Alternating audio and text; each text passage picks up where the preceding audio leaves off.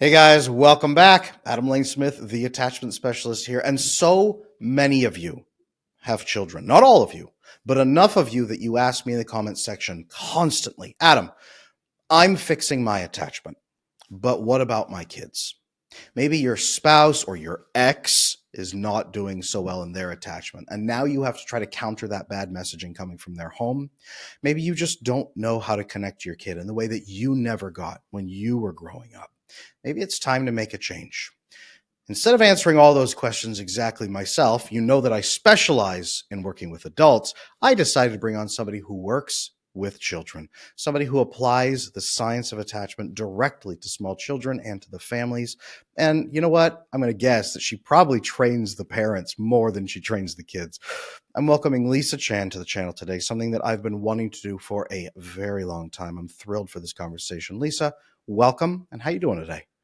Thank you so much, Adam. I'm so thrilled to be here. I've been looking forward to our conversation for a very long time. You and I have floated around on the internet for a long time. I know together we've sort of done this around each other over on Instagram, especially. I love seeing your reels when they pop up. One that I really liked was you talking about daycare in particular, when it gets dropped off at daycare and they just erupt, or when they come home from daycare and they're supposed to settle in with their parent at the end of the night and they're all stressed out. That, I'm going to be honest with you, it hurt my heart as a father of 5 kids to watch those kids be that wounded by that experience. I know I was a daycare child myself very early on, and that definitely left an impact on me. I think it's what shaped some of my broken attachment when I was a kid early on. I get a lot of flack over on Twitter in particular. Shout out to the Twitter crew. That when I talk about daycare being harmful for children, if it's too early or too much of it, the daycare with strangers really is not a natural system for us. Give us your take. Let's get into some trouble here. Let's make some people mad, maybe. What's your take on daycare? Do you think it's good for kids or not good for kids? My take on this: kids need their mothers. That is the primary attachment that kids need, especially in those first 3 years of life. And it's unfortunate that in America, the maternity leave is just, it's insane. Three months in on average, mothers are having to put their kids in daycare. And I really feel for these mothers because, the economy the way it is, we can't afford to always stay home, raise our kids. So I know the conflict that a lot of moms have, and kind of the need to put their kids in daycare. But if we're looking at this just from a child developmental lens, it is not healthy because children, infants, they need their mothers to respond to them. When they're dropped off at daycare, 3 months, 6 months, like a year, now you're putting your child in a facility where there's one adult, and this adult does not know your child, right? They were not there from birth until the time they came into daycare. And of course, they're trying their best. This isn't to, like, speak down to any daycare staff members. They all do their best, but at the end of the day, they're not biologically wired to your child. So they're not going to be able to be as responsive. And also, they're also watching a bunch of other children at the same time. And when you And really see, quick, really quick, is it true that a baby, one of their best senses is their smell, and they know what mom smells like, and they know what her family smells like, they know what grandma smells like, and these strangers smell nothing like your family, so they know they're around strangers. yes, absolutely. I mean, as an infant, like, that is your strongest sense. You know your mother because you've been around that. The moment you came out into the world and you were put on her chest, your first sense is you're smelling her skin and you're getting all of those pheromones. And so now your child is in a completely strange place. They have no idea why they're there, and they're crying for you, and it is really sad, unfortunately. And so here in Canada, our maternity leave is about a year. So most parents put their kids at 1 year, and I think that is also a very challenging time for a kid to be dropped at that 12-month mark. You're separating, you see kids cry, and I get the sentiment of like people saying, you need to just drop them off and just walk away. Like they're gonna cry and they're gonna figure it out. They're gonna be okay. And when people say that, honestly, it breaks my heart. And I feel like I need to say something because it's just your child, they're crying because they want you. And sure, you think that they're okay after you've left them because the teacher, they text you, they're like, oh, they're fine, they're playing now. What they're doing is they're coping. They're trying to figure out how to manage the loss of their mom or their dad who dropped them off. And this is the start of your child learning maladaptive coping strategies to manage that loss, that grief of losing their parent for that time frame. And to them, they don't have a sense of time, right? Right. They learn life is suffering and that they're going to be separated from their families. I go back to hunter gatherers a lot, and there is almost no approximation of daycare with hunter gatherer structures. There is being stolen and there is being abandoned. Those are really like the two things that would happen for you to dump your child or for your child to be with a bunch of strangers all day. That's it. So your child thinks I've been abandoned or I've been stolen, and then every single day they get dumped off with these strangers who mean nothing to them in a place that biologically does not feel safe because it's strangers. And so your child has no connection to these individuals. This is so unnatural for our biology, our hormones, our brains, everything. We can't cope. It's like you said. So what do? We learn to cope through distraction, toys, playing games, chatting. And then what are we doing now? What are the teenagers doing today? Coping, distracting themselves, binging on dopamine, freaking out, being miserable. What are adults? What's Gen Z doing? Right? What's and Gen? I'm Gen X, just like the absolute tail end into millennials. What are all of us doing? Let me distract myself with everything in my world so I don't think about my pain and suffering. And that's ultimately what we fostered as a society of people who learn very early that that's all you can do. There is no hope. You will suffer and your family will not be there for you. Let's talk a little bit, if you're comfortable with it. I think we're on daycare, we're good on this, and I think you and I align. And again, this is not to demonize, I can hear it right now, this is not to demonize the ladies out there who are suffering themselves, saying I wish I didn't have to put my kids in daycare. At least tons of the women in the audience, they feel really guilty for having put their kids in daycare, or they didn't know, or they felt they had no options, or they've been working 2 or 3 jobs to take care of their family, and then the dad is not stepping up in that way. There's so many problems of why they're doing this. So hearts out to you ladies and men out there who feel you are completely trapped. So just optimizing. Biggest thing I hear from this audience is, Adam, what do I do? Not to fix my child who's being awful and they're mean and you're screaming at me. It's not the kid who's banging holes in the wall with a hammer that they need to work on. It's the kids who are perfectionists, the kids who think they got to hold it all together and be tougher and quiet, the kids who are really anxious and overthinking, the kids who keep everything inside, the kids who won't talk about it, and the mom or the dad sees this kid like suffering in their heart, and their heart breaks for them and they don't know how to reach them. And a lot of what I hear is, Adam, how can I help my kid become secure? Do you have any answers for these people at all? It's just some even beginning general tips of how to raise a secure kid or build a secure household.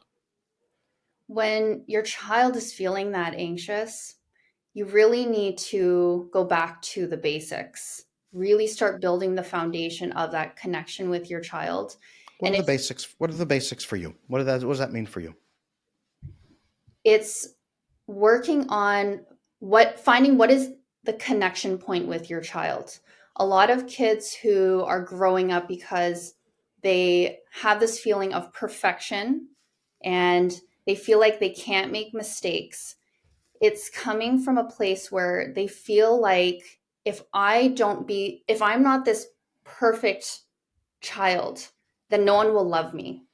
And that's the root of why that persists. And I think a lot of millennials, this is a trend that I've noticed a lot, is that a lot of us millennials, that's my generation, we grew up in a way where we had those standards, whether it was spoken to us explicitly, it was kind of like embedded in our culture, and we just kind of felt like that was what we had to achieve.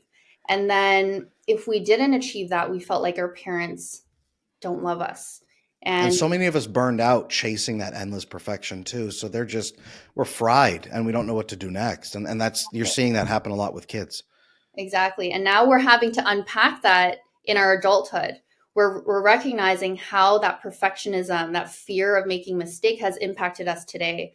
And I mean, this is definitely going to go into a whole other conversation, but it's impacting our parenting, how we're parenting our kids because of those anxieties that we're holding.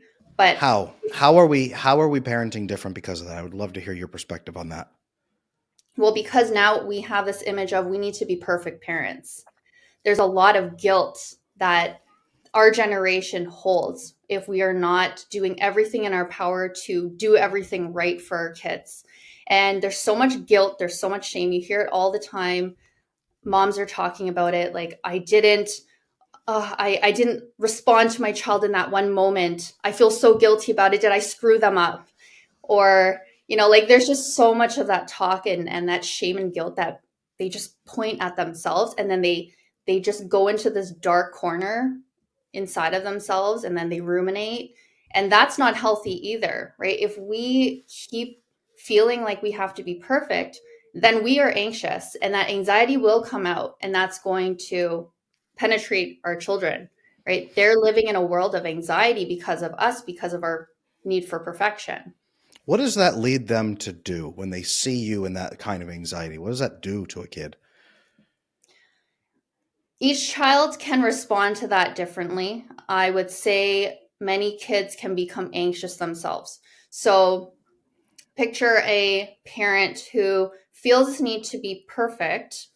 They tend to helicopter more over their children. They want their kids to be okay all the time, make sure they don't make mistakes, and they're instilling those same patterns of perfection in their kids without realizing it, because that's what they grew up with. And so they're One trying to thing protect them. One thing I see a tremendous amount of when guys come into my coaching practice, they're avoidantly attached. Sometimes they come in as a couple, and the woman is a little more anxious, but she's usually okay. She's the one trying to build the relationship, and the guy is pushing back so hard. He's like, "Nope, I don't want to talk about your feelings. I don't want to be overwhelmed. You're going to demand too much from me. I'm afraid." He doesn't say these words, but he's afraid to open up and let her all the way in because he's afraid her needs are going to overwhelm him and he's going to be smothered by them. And then usually I ask him, "Hey, what was your mom like?" And he goes, "Oh, she was anxious." I say, "Oh, really? Why do you say it like that?" And it's, "Well, she was just always stressed out and we had to help her feel better and we had to walk on eggshells or she'd freak out or be scared. And now I can't tell her about my career or changes I want to make because she says, oh, John, you have to be so careful. You're going to, like, something bad's going to happen. So I can't even talk to my mom about my life now." And I say, "Wow, that sounds a lot like your relationship with your wife." And he goes, and like you see the freeze moment. He's like, "Well, I don't know about that." And I say, "Okay, well, has your wife ever done that to you?" And he goes, "Well, I've never given her the chance." And I say, "Well, yeah, okay, now we're getting somewhere." But that's what I've seen. It seems like anxious moms either beget really anxious kids or really push back. "I don't want any connection with anybody, kids." And I'm sure right now all the moms in the audience are cringing hearing that. But do you see the same thing, Lisa? I mean, do you see kids take those two pathways, either become anxious or resistant? Yes, yes. I don't know if you would consider that, is that like an avoidant attachment, that resistance, Yes. right? Avoidant, that's some of the formation of avoidant attachment is arbitrary feelings dumped on you that you as a child have to become the parent, or anxious attachment of, man, everyone else is scared and no one's happy and I have to be perfect. So I can't be. Yes. I'm doomed. Those are really like the separation of those two. Even I will say this, among the moms who are so anxiously attached in millennials and Gen Z, they hover so hard trying to make their kids happy, but they accidentally send the message that she's never happy enough. And Mm, then they accidentally foster very anxiously attached kids who don't get why mom is so stressed out. And they start, even the daughters especially, start to blame themselves. And then mom will incorporate an unhealthy avoidant man into their lives, sometimes as the father or as a boyfriend even, or stepdad, and the daughter learns that she's not good enough for his love and approval either. So this is how anxious moms usually beget very anxious daughters. I've seen it Yeah. unfortunately so many times. Right. And then I think to your point, anxious moms are matching up with avoidant dads. And so now Yeah. these young girls are picking up that anxious attachment because of their moms, but then they have an avoidant dad. And then that continues to perpetuate down the 100%. generations. 100%. And I want to be clear to everybody listening right now. We're not demonizing you guys. We care. Lisa and I both care about you, and we want to make sure that you build great families. Honestly, that's what we're in this to do more than anything else. Lisa, I love that you actually put out a great resource for parents right now, because they're probably asking, your course, From Chaos to Calm. I was just talking to my private coaching community, the Attachment Circle, about this last night, and telling them that they should pick up a copy of your course, because a lot of them have asked me, Adam, how do I raise secure kids? I wasn't secure. How do I stop helicoptering? How do I give my kids those conversations? What do I say? And I point them at your new course because it's so phenomenal. I almost wish you had called it like secure parenting or something like that, because it's what it is building a secure attachment with your child for life. Could you please tell me what inspired you to make your course? So, in my career, I was working as a pediatric occupational therapist, and I was facing a lot of children who had a lot of emotional dysregulation. So, lots of tantruming, lots of big meltdowns, aggressive behaviors, and parents were not sure what was going on. And when I talk about these behaviors, I'm not talking about like your typical toddler tantrum phase, preschool phase, kid just you know, kicks around on the floor because they didn't get their way. We're talking about older kids. Yeah. You know, I've seen a few of those. I've got 5 kids. They throw themselves on the floor, they yeah, cry, and then they look at you to see if what you're gonna do about it. I've seen those, the little tantrums. You're talking about something deeper. yes. These are persistent behaviors that are continuing on into older children. So I would say around 4, most of the time, kids will start to be able to regulate their emotions better. They won't get into these really big tantrums as often. But 4 and above, if we're still seeing these challenges, there's something deeper going on, which is related to emotional regulation. And so in my course, I unpack what is emotional regulation. It's such a big word. It's kind of being thrown out there, I believe, on the internet. I see it a lot, but really it's the skill of being able to manage your emotions and to behave in a way that is socially appropriate. And kids today that are experiencing this dysregulation, it's rooted in something more. And we see this a lot in kids who have autism, ADHD, sensory processing challenges, because their brains are wired differently. They process the world differently. And this is what is making it so difficult to control their emotions.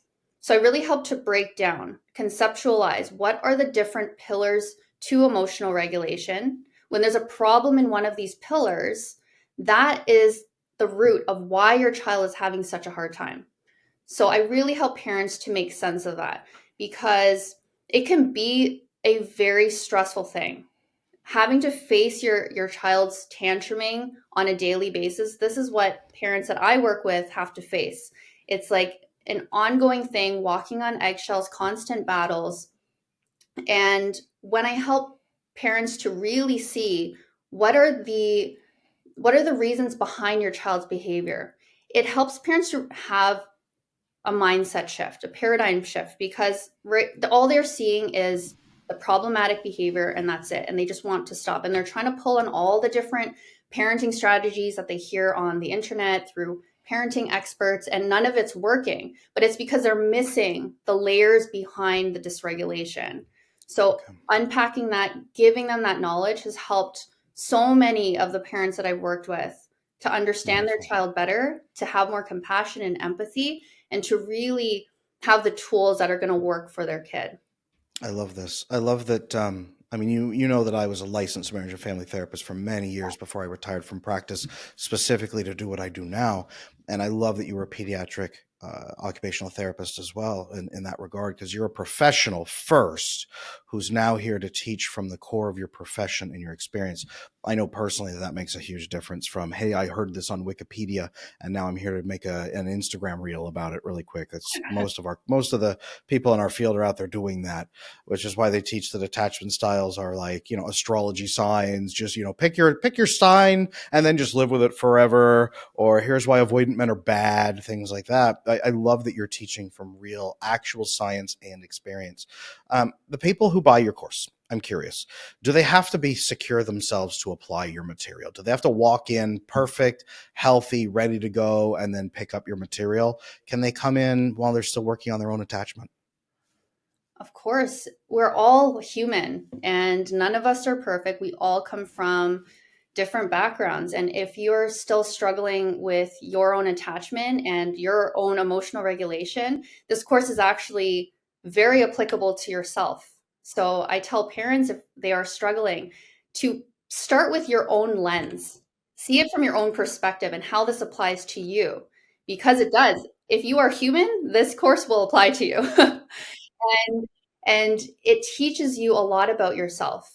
I've been finding that a lot of the kids that I work with, because they are coming from an autism background, ADHD, many of the parents too actually struggle with these things as well. They struggle with sensory processing, which is why they're getting so overwhelmed, causing them to feel dysregulated. So they're getting triggered easily by their kids when they have those tantrums, and they find that they're spiraling, losing control of themselves, and they don't know how to respond to their kids appropriately in that moment.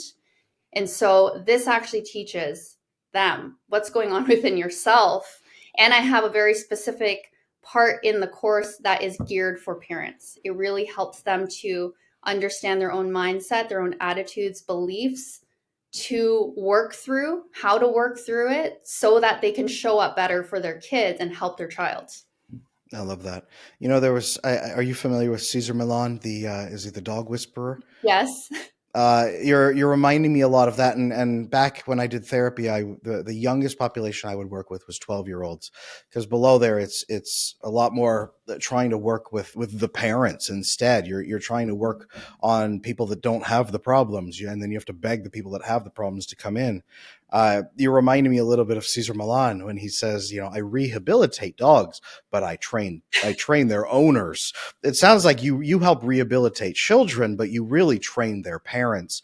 And this course really is about how to change yourself so that your child can respond to you in a safe, loving, healthy way. Is that right? Everything starts with parents. Everything. And I'm sure you recognize that too in your own work that you Oh, do, 100%. that parents have to work on themselves in order to give what you need to give to your child.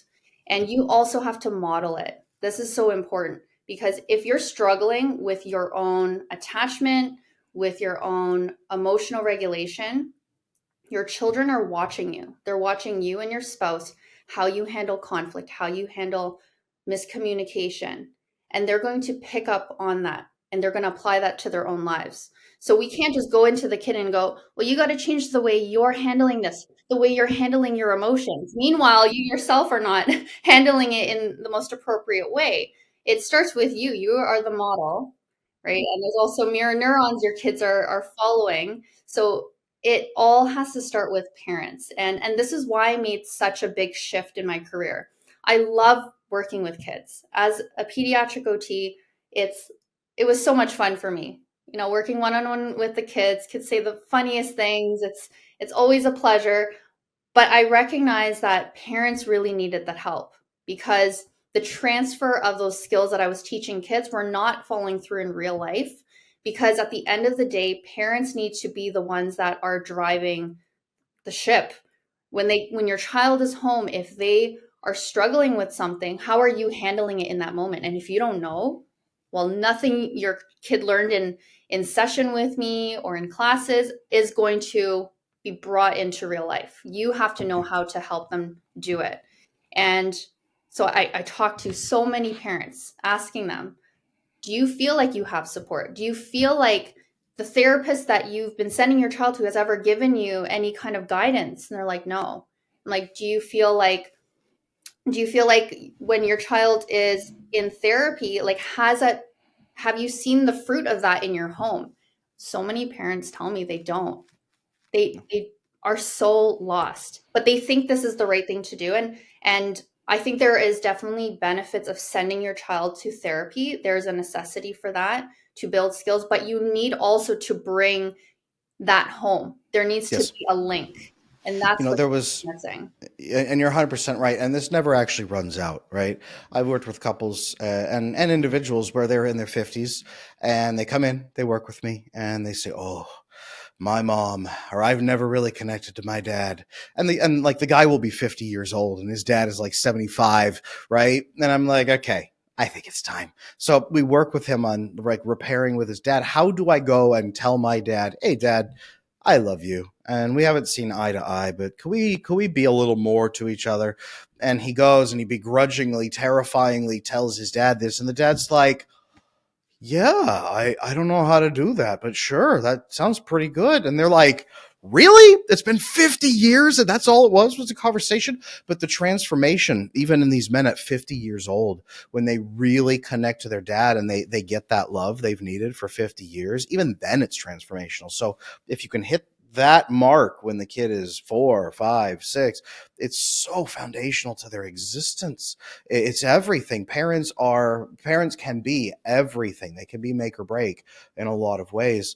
Tell me a little bit more about this idea, that difference between tantrums and meltdowns. You drew that out earlier. For the parents at home who kind of are wondering, what does it look? How do I tell? How do I tell if my kid is tantruming or melting down? What's that severity rating? What are the signs? What are the signs of a kid who needs more help? Can you break that down for me a little bit? Yeah, so it is very tricky sometimes to figure out the difference. At face value, they do oftentimes look very similar. Like it's a child who's just crying on the floor, screaming, and it really comes down to figuring out what happened beforehand, right? Was your child overwhelmed? What was the cause of it? They were overwhelmed because their environment was too stimulating for them. And essentially, if you think about what a meltdown is, it's imagine your child has a cup, and this cup can only hold so much. Now, you're filling it whenever there is stimuli in your environment. There's noise, there was a kid crying over there, there was a lot of movement because you were in a crowded place, and your child's cup is filling up to a point where they can't hold anymore and everything just spews out. That is what we call a meltdown. Your child cannot cope with that overwhelming feeling. And so everything just shuts down. They're not able to get themselves out of this feeling until they recharge their batteries and then they're able to think logically again. A tantrum, on the other hand, is when something doesn't go their way. Your child has this idea that I want to have that that yogurt, whatever, that strawberry yogurt, but someone else took it. I am upset and I didn't have my way. So your child's going to tantrum, demand that strawberry yogurt, and if you give it to them, they'll be perfectly fine.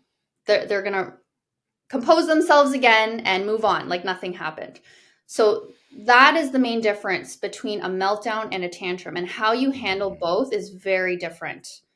One is based on stimulation of their system, and one is based on conflict and how they're managing conflict. So in a tantrum, I do this with couples. I have a little diagram I draw with my hands. Bear with me. My father was Italian, so I'm very, very moving with my hands. Forgive me, everybody at home. You've seen me do this for years. So you come into a conflict, and inside that conflict is two questions. Are our goals aligned or are they opposed? And if they are opposed, do we really have to fight about it? That's the question inside conflict. Now, in a healthy system between two people, relationship is what we call it, in a healthy relationship system, you can actually stop and ask those questions of each other. Hey, here's my goal right now, but what's your goal? Okay, they're a little off. Can we work together to build mutual fulfillment and manage this? When my kids come to me, Daddy, I want ice cream for dinner. Okay, well, tell me a little more about that, kid. Why do you think that we should have ice cream for dinner? And they whatever ideas they have, they because I want it. Or well, okay, well, hey, you know what? ice cream is not a dinner food because you're going to get sick. It's not going to take care of you. You're going to crash. It's really not great for you. What we could do is on Friday, when we have our special family day, maybe then we could go out for ice cream at an appropriate time in the afternoon. If between now and then we do this and this and this, let's build to that together. Let's build up to that moment. And you show them, yes, you can have what you want, but let's work on mutual fulfillment. And you train them into this and you actually follow through and be consistent. Don't lie to them about Friday. But when you have this conflict and you don't train your kids into cooperation, that conflict can lead to cooperation. If you instead stop them here, you train them that conflict inevitably leads to confrontation. And the tantrum is a confrontation skill of, I will storm the hill faster than you and fire down on you to take control of the position and then dictate to you how things are going to go. And this is what leads to a lot of attachment challenges as well. The avoidant person learns to run away from the conflict because it's hopeless. The anxious person learns to lay on the floor and beg for mercy during the conflict, and nobody can have a healthy conflict that moves into cooperation. So if you're seeing a kid who's trying to seize control, number one, I'm sure to some extent a little bit of that is healthy as they learn, but you're supposed to train them out of that. If you get stuck in it and move into confrontation with them, that's where you train them for confrontation for life. So I hear that, Lisa, 100%. A lot of my people are dealing with that now in their 40s and 50s. So it doesn't go away. It's best to train it now while they're adorable, because it's not adorable when they're 20, right? Absolutely. The power struggles, they only get harder and harder. And I've had parents come to me when their kids were early, and I'm like, this is a great time for us to work on it. Your child is only 3, 4, 5. Just wait till they're 10. And if we don't address this now, the challenge will be significantly harder and harder. And then what will happen is that relationship you have with your child will feel more and more strained over time. And I wonder if you see that in your practice, like now that you see the adult version of these children, what is the relationship like with their own parents? Oh my goodness. It does not really get better. What ends up happening is they start building systems to protect against their parents. They hide emotions and relationships and life decisions from their parents. They come in and say, oh, I have to talk to my mom again. She wants to call me. And even if mom thinks things are sort of okay on her side, they're not as cool and warm as they could be. The kid is sitting there going, oh, I can't stand her. And that really comes out during a crisis. Mom really needs help. And the kid's like, yeah, I think now is the time that I'm going to tell you that you're too much. So when mom needs him the most, or when the family starts falling apart, or when he's depressed, when the kid is depressed and he needs help, mom doesn't know it because he's never told her anything and won't. So then he goes through things alone and suffers, or even sometimes bad things happen and mom doesn't find out till way after or till it's too late. So our current parenting models that we use in North America are not really parenting models at all. They're survival models from decades and generations of trauma. The last 100 years has not been kind over in North America, and there's a lot of trauma and a lot of trauma adaptive behaviors that we think is parenting, and it's not. And what I love about your course in particular, at least I know you do coaching, you help people understand there. What I love about your work in particular is you are answering the call for something that I've been looking for a long time, which is a restoration of real parenting and not just maladaptive trauma behaviors of how to keep your kid alive till they're 18. You're training people to really parent the way that hunter-gatherers are supposed to be parented, the way that's in alignment with their nervous systems. One thing that struck me when you were talking about kids being overstimulated is when we have attachment issues, our oxytocin bonding is very, very low. So the hormone for oxytocin is low, and the child feels unsafe. And they also have very low GABA, gamma aminobutyric acid. Now, GABA is the primary driver of cortisol regulation in your child's brain. So if your child maybe has some ADHD features or autistic features, or even just mimics them because of stress level and nervous system activation, if they have those issues and they are chronically activated in their high cortisol, they have maybe half their normal capacity for dealing with the world. They're going to get overstimulated when they shouldn't be. They're going to get overstimulated when they have more room to grow, and your your child is now overstimulated at the drop of a hat. And now your child grows up 5, 10 years thinking, I'm not capable. Everything's too much. My world is scary. My world is painful. And they're doing that because they don't have adequate oxytocin and GABA from healthy attachment. And parents out there, you probably don't have it either. So you probably have an overstimulated household because your attachment is not proper and because your hormones and neurotransmitters are off. And that's one reason you and your children are suffering. You're suffering together. There's no villains here. It's just that you guys are all trapped in a system that's been going on for the last 100 years. So Lisa, I'm grateful, very grateful every time I see you pop up on my Instagram channel. Every time I see you online, I am grateful for your reels and your posts because it's restoring real parenting, that it's restoring what we are supposed to be doing. So thank you for putting out the material that you are. Thank you. And this is my ultimate mission. I want to help families raise strong, resilient, confident kids. And I love what you do too. And I love how you just explained how when these attachment issues are not worked on at a young age and they become adults, what happens to that relationship? And that's ultimately, I'm someone who thinks far down the line, and I can see that for people when I see their young child. And I am trying to educate parents on that because I know at the end of the day, the whole reason you had kids is because you want to have a good relationship with them, right? But if the things you're doing today are not going to lead you to that, I need to tell you. As hard and as hurtful as it might feel, because I know what will come later down the line. And a lot of the work I learned from you as well, and seeing how these maladaptive attachment styles have impacted the clients of yours. And it's going to hurt now for parents to have to work through it, but it will be worth it in the end. When you see your child wants to come back to you on the holidays, they're not gritting their teeth being like, oh, God, I have to make it through this like 24-hour day with my parents on Christmas Day, right? You want your children to come back and actually want to be there. And as you get older, you want your kids to want to help you. You want them to have respect for you. And that all comes down to, how did you nurture them in those beginning years? How did you build those connections with them? How did you make them feel seen and heard? That is what they're going to remember and come back to you out of their own free will. We years back when I started this, I used to teach the legacy model, and I would do the rule of three with parents. And people would say, well, what's the big deal? Why do I have to fix my attachment? It's just me. I'm the only one suffering. And I'd say, okay, do you want kids? Well, yeah, I want kids. Okay. Let's pretend just for a moment that you meet somebody amazing and you have kids. Let's say you have 3 kids. Okay. You have 3 children. That's wonderful. Let's say that they have 3 children. Okay. That's 9 grandkids. Let's say they have 3 kids. That's 27 great grandkids.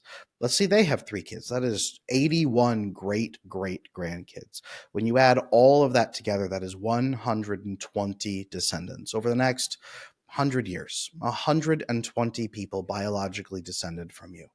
And that's not even getting into their spouses, or if one of them has a lot more kids, or their legacy. They go and they help 1,000 people. This is just 120 biological descendants coming from you.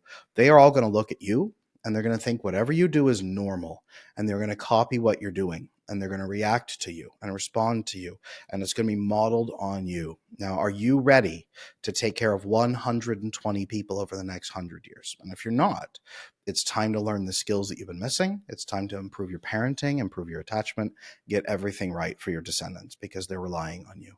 And when I would teach that to even like 12-year-old boys that would come into my therapy office, that would light a fire under them. They were pumped. Like, I have a legacy. I have people relying on me. And they weren't scared of it. They were happy. This was a mission for them to drive forward into. And I'm going to charge everybody out there today listening. This is your mission, whether it's 120 biological children, mentored people that you train, students you train, help people you help in your life. Parenting skills are surprisingly useful across the human relationship spectrum of people you're going to touch and impact in your life. So whatever your legacy of 120 people is in your life, learn these skills. Learn from Lisa. I know you've got an amazing course. I'm going to ask you in a minute where they can find it because they need to, and I'm going to link it down below in the description so everybody can find it perfectly and fast. Please check her material out. But Lisa, I am grateful that you're here helping people at the beginning of that life and helping them help their children early, frankly, so that they hopefully don't need me later in life and they can be thriving instead. Absolutely. Yes, I completely agree with if we can tap into this early, we are going to create new generations that are going to be healthy, connected, and just reduce all of the stress that's going on and end the generational trauma. Like that is ultimately what I want to leave here is help families end that trauma and raise resilient kids. I love it. I love it.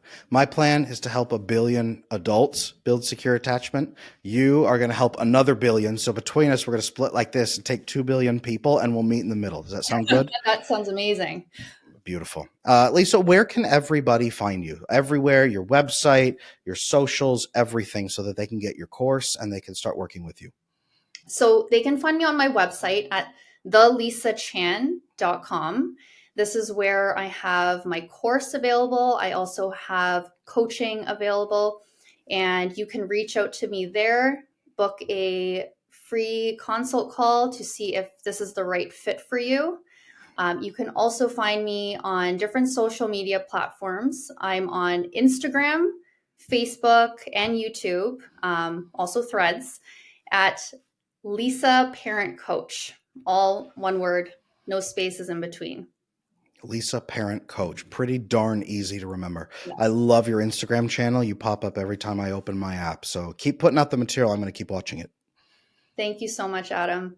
Wonderful. Thank you, everybody at home. We appreciate you following along. Please like, comment, subscribe, and drop some questions below. Give us your feedback. What are your thoughts here on parenting? What are you struggling with right now in your parenting life? Would love to hear from you. And remember, Lisa and I are both here to help.